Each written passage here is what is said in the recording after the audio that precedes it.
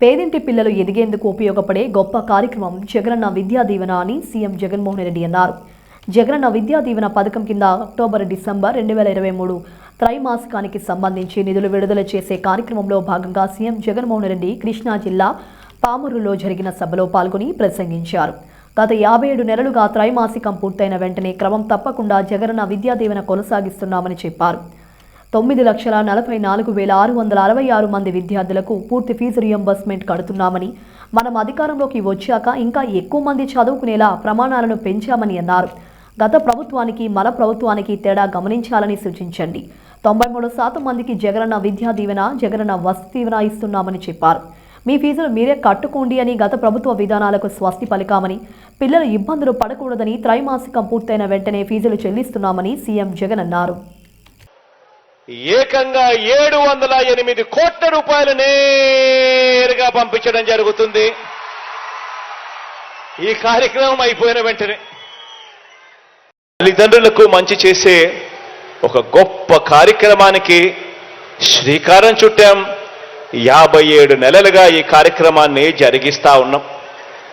ఈరోజు గత త్రైమాసికానికి అంటే అక్టోబరు, నవంబర్, డిసెంబర్ త్రైమాసికానికి సంబంధించి ఆ 3 నెలల కాలానికి సంబంధించి ఆ పిల్లలకు ఖర్చయ్యే పూర్తి ఫీజు రీయింబర్స్మెంట్ను 9,45,000 మంది విద్యార్థులకు మేలు చేస్తూ నేడు ఈ కార్యక్రమం అయిపోయిన వెంటనే నేరుగా బటన్ నొక్కి ఆ పిల్లల, ఆ తల్లుల, వీరిద్దరి జాయింట్ అకౌంట్కు ఏకంగా 708 కోట్ల రూపాయలు నేరుగా పంపించడం జరుగుతుంది.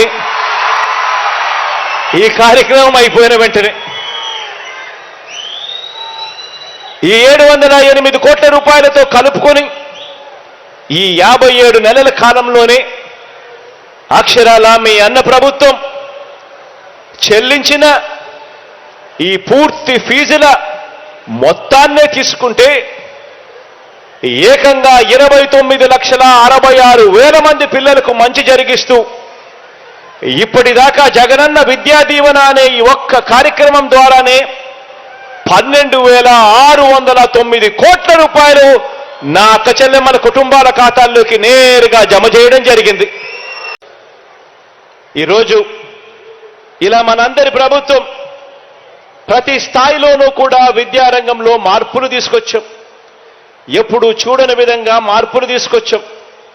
ప్రాథమిక స్థాయి నుంచి పెద్ద చదువుల వరకు విద్యారంగంలో వివిధ పథకాల మీద ఈ 5 సంవత్సరాలు అంటే ఈ 57 నెలల కాలంలోనే ఏకంగా మనందరి ప్రభుత్వం చేసిన ఖర్చు కేవలం పథకాల మీదనే అక్షరాల 73,000 కోట్ల రూపాయలు ఖర్చు చేశాము అని కూడా చెప్పడానికి గర్వపడతా ఉన్నా. ఈ 73,000 కోట్లు గవర్నమెంట్ రంగంలో ఉన్న టీచర్లకు ఇచ్చే జీతాలు కాదు.